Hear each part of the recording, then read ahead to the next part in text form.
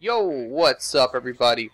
Jumpin' here, and today I'm going to be bringing you a gameplay of the Venom shotgun, which is the new blacklisted N7 shotgun. And I went ahead and asked, did you guys want to see this? And seems quite a few of you did. So, alright, so let's go ahead and talk a little bit about this gun. Now the first thing I should talk about, since I'm not showing you my build or anything like that, is what weapon attachments I'm using. I'm using extended caliber and I am using spare ammo. Shotguns and snipers get spare ammo where everything else gets extended magazines. Now this gun, this is one interesting gun, that's for sure. It's kind of like the Scorpion pistol, but it is a lot different. The first main difference of this gun is that this gun actually charges up. And it also doesn't have any delay to it like the Scorpion. And the Scorpion, well, it attaches to walls and to enemies. You can stick them, all that. Where this gun doesn't. But it does create like somewhat of an explosion, to be quite honest. But it's a little trolly. Right there, I hope you could see that. It is a little trolly. Sometimes you'll aim right at them and you'll completely miss. And it can be a little frustrating at times. There's a couple tips I can give you right away for this gun. You could try aiming at their feet.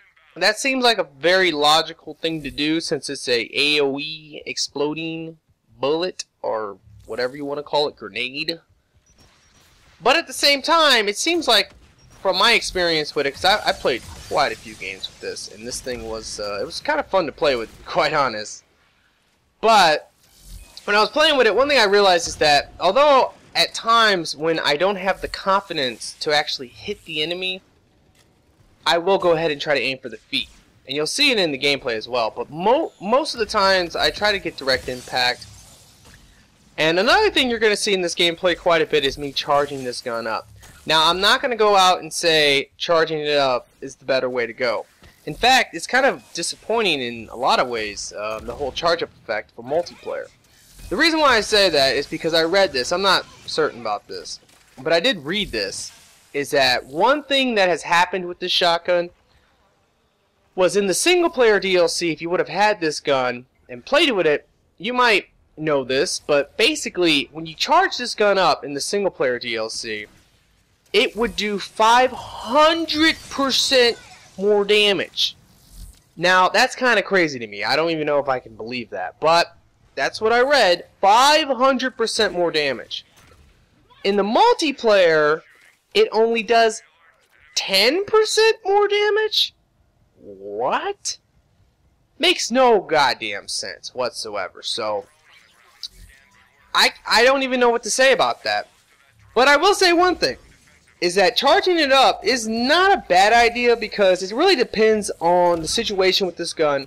If you see a group of the enemies clustered up together, I would say you might want to charge it up.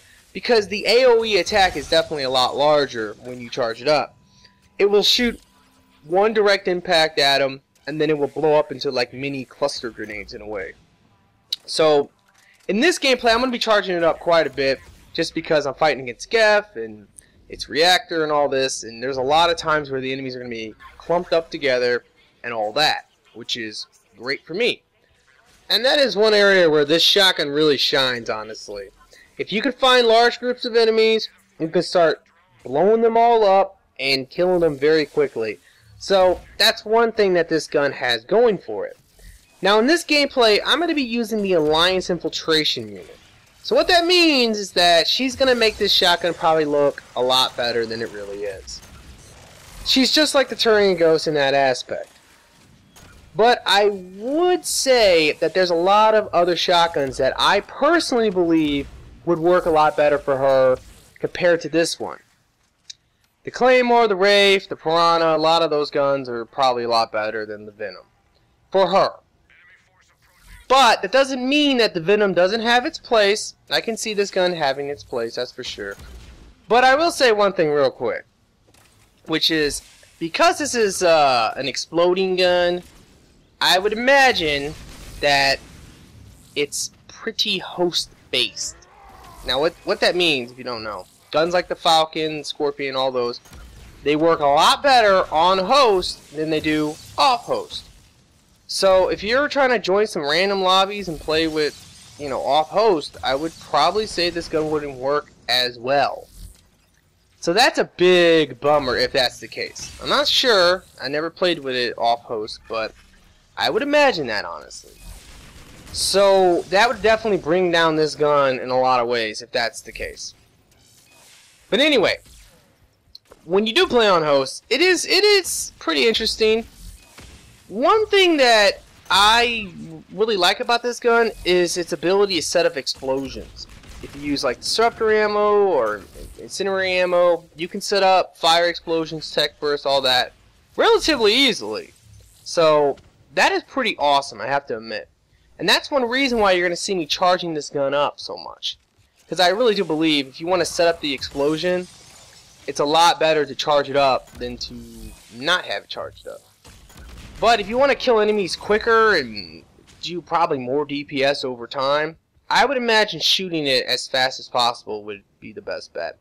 Although, like I said before, it is a little bit trolly, that's for sure. A lot of times you'll aim, even on host, you'll aim right at them and you get nothing. The explosion, or at least the AoE effect, is just not big enough to hit the enemy. If you have to get the feel for this gun, you have to get used to it. Otherwise, you might have some serious problems. Now, what I mean is this. It's pretty decent once you get used to it, but there is definitely a learning curve. You have to either aim at the ground if you don't feel confident, or you have to try to get direct impact. If you can get the direct impact, I personally feel that that's the way better route to go, because it seems like you do a lot of damage. I also would say against these primes, I feel that it does a pretty good amount of damage to armor. But I played against Reapers with this gun, and I just felt that against Ravengers and Brutes and all that, it wasn't really doing a lot of damage against armor against them. So I would imagine that this would probably not be a very good anti-armor kind of gun. And because this Alliant Infiltration unit is an infiltrator and it's all about just taking out those big enemies really quickly with something like a Claymore, Wraith, whatever, this is probably, like I said before, not a very good choice for her. Now, one thing about this gameplay was I was getting a ton of cryo explosions. And because I had incendiary ammo, and honestly guys, if I was to recommend any ammo type for this gun, I would say incendiary ammo seems to be the best. But because I was using that ammo, and I was charging this gun up and I was shooting at the enemies, I was also getting a lot of fire explosions. So this is actually a pretty epic video because there's so many fire and cryo explosions non-stop. It's pretty freaking epic.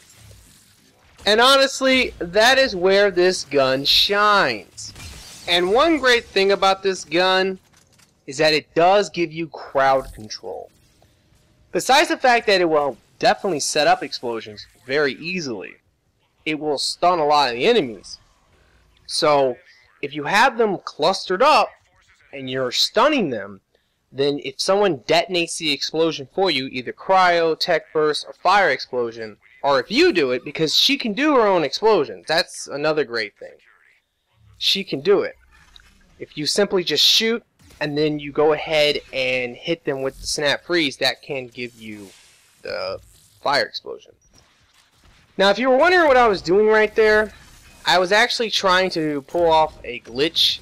I've been kind of doing it quite a bit lately, and when I get it, I love it. Uploads are like my favorite thing now, just because if I can pull this glitch off, it is amazing. What you do is that if you can stand somewhere where the upload is about to be activated, and then hop out the upload right as it gets activated, you will actually be counted in the upload, even if you're not in the upload. So that is really cool. I actually thought in this gameplay I was able to pull it off, but then I found out later when I was reviewing the video that I was not able to pull it off. But, like I said, it is a really nice glitch if you were to solo and you have someone who can actually do it. Now, normally the best thing to do if you want to try to do that glitch is to allow your teammate to hit the button. So you kind of stand on the outside of where the upload's going to be, and you have to rely on your teammate to press the button at the right time, or you have to time it yourself. And then if you hop out of it right as it gets activated, you'll be in the glitch. And it is pretty awesome and a lot of fun, that's for sure, because you can run around and kill the enemies. And normally your teammates won't really complain as long as they can see that technically 4 people are still being counted in the upload. So definitely go and try out the glitch if you can pull it off. It is amazing. Anyway, guys, there was something I wanted to talk about in this video, which is the first thing. I will not be coming out with the Talon Mercenary today. I don't know when I'm coming out with him, but not today, unfortunately, so I'm sorry. But there is something else I needed to tell you guys. I do not have the Collector. I do not have him. I keep seeing comments saying, please do the Collector Adept next, please do the Collector, please do the Collector. I don't have him. I don't. It's a bitch. I hate it, but I don't have him. So I can't actually do him until I get him. I think tomorrow maybe when I play, I'll probably just spam reserve packs and hope I can get them. I don't really know though. I've been buying premiums and I've been buying a couple of reserves here and there. And I keep getting like level 4 equipment and all that. And I also have been getting some blacklisted stuff as well, which has been awesome. But I'm not getting the Collector, so kind of sucks. The Talon Mercenary, I don't know when I'm going to come out with that. I really don't. I might wait till literally Tuesday, because I have a strong feeling that literally right away on Tuesday they're going to buff the crap out of his arrows. His arrows are pretty shit, honestly, and his mine is godly. They might literally debuff the mine. That's how amazing the mine is. But outside of that, that's really all he has going for him. I don't really like the Talon Mercenary at all, I can be very honest, so I might wait till Tuesday to actually do him and wait and see if they actually buff his arrows or anything. Another big problem with that guy is that if you play off host, it's a nightmare. If you try to use those arrows, there's some glitch that puts you, like, it will lock you in the animation for shooting the arrow, and you'll be stuck in that for like 10 seconds. It's a terrible glitch. So I really hope they can fix that, but without a patch, I don't know if they're going to be able to or not. So that's a big time problem, guys. It's a Talon Mercenary is, out of all of them, probably the most lackluster one that came out. It's a damn shame, that's for sure. But it's true, honestly, guys. Alright, let's go ahead and talk a little bit more about this shotgun, since I'm sure that's the reason why you're watching this video. Now, to be quite honest, I do not see myself using this shotgun much in the future. I'm not saying it's bad, I'm not saying it doesn't have its uses, but for me, it's a little trolly, that's for sure. It's confusing as well. There was I played with this like almost all night. It was kind of fun. I had a lot of fun playing with the gun, I have to be honest. But at the same time, there was so many different games where if I didn't consistently keep playing with the gun, like if I took a break or something, because I always do that. I always take like 10, 15, 20 minute breaks. Just chilling and talking in the lobby, doing all that kind of stuff. I don't sit there and play non-stop normally. But if I was to take a little break and then go to the next game, I would like almost feel retarded because I totally would forget how to play with the gun. You know, I mean, I don't know. Like, every game was a little different, honestly. Like, I would play with the gun a little different. Like, in this gameplay, you'll see me charge it up a billion times, where in all the other times I played with it, I wasn't really charging it up. I'm not saying that charging it up is the best way to use it, and I'm not saying that shooting it the normal way is better. I don't know. It's whatever you feel like doing, honestly. I think for this game it was really effective. To be quite honest, I have to give a big shout out to the teammates I had in this game. They really helped me out a lot. They detonated a ton of explosions for me. If it wasn't the fire explosions, they were detonating a ton of the cryo explosions. So big shout out to my teammates because they really helped me out in this game. I don't even get the 75 shotgun kills. I don't. But there is something you guys should know. If I would imagine some people may not know this. If you're using incendiary ammo and if the enemy burns to death from the ammo and not the actual gun, if you don't actually shoot and kill the enemy, it does not count as a kill towards your gun. It counts as a kill, like if you're working to get 75 kills, 50 kills, whatever. It will count as a kill no matter what you do. But it will not count as a kill towards the gun itself. So if you're trying to get like 75 shotgun kills or whatever, I do believe I get 75 shotgun kills in this game, but a lot of it will come from the incinerating ammo killing it for me. It kind of happens a lot with this gun. If you're gonna, that's why I do highly recommend incinerating ammo, because you want one shot of this will take enemies down very low in health, and then you can just kind of like leave them be, hit them with snap freeze if you're playing with this chick, you know, whatever, hit them with whatever other power you're going to use. Now I would imagine this shotgun would also be very good on certain builds, depending on what you're going for. I think the Krogan Warlord would be interesting with it, although I will say one thing, I fought against Cerberus with this gun, and sometimes I would actually be able to stagger the Phantoms. They would just totally stagger. Other times they would not. So it's not like the Scorpion pistol or the Falcon where if you hit them, they will always stagger. So that is something to remember. And honestly, like I said, if you're going to use this gun, the main two things that, my best two tips to you, try to remember, go for either direct impact if you can, which, I mean, that's not the easiest thing to do normally. Sometimes, if your aim's not, like, on point, then you literally might totally miss the enemy. And shotguns are really not designed to be like that. A shotgun is a shotgun because you shoot a billion bullets and you'll hit something. With this gun, you don't shoot a billion bullets, you only shoot really one. So, if you miss, you're going to miss. That's just the way it is. But if you're having that problem, you can always just shoot at the ground. So try to remember that. Those are the best two tips I can give about it. Go for direct impact if you can. It seems to be the most efficient way to use this gun. At least it seems to me that's the way to get the most damage from it, if you can get the direct impact. But if you're having trouble hitting them, well, just aim for the ground. Or just charge it up and aim for the ground. Because if you charge it up and aim for the ground, the AoE effect will definitely come in handy, that's for sure. Alright. So this is going to be wave 10, it's going to be another upload, so I'm going to go ahead and rocket the spawn over here. Then I'm going to try to do this glitch again. I believe I failed at doing the glitch for a second time. In fact, I'm pretty positive, yeah, it says connection broken. If it says that, you have messed it up. But this is the center upload.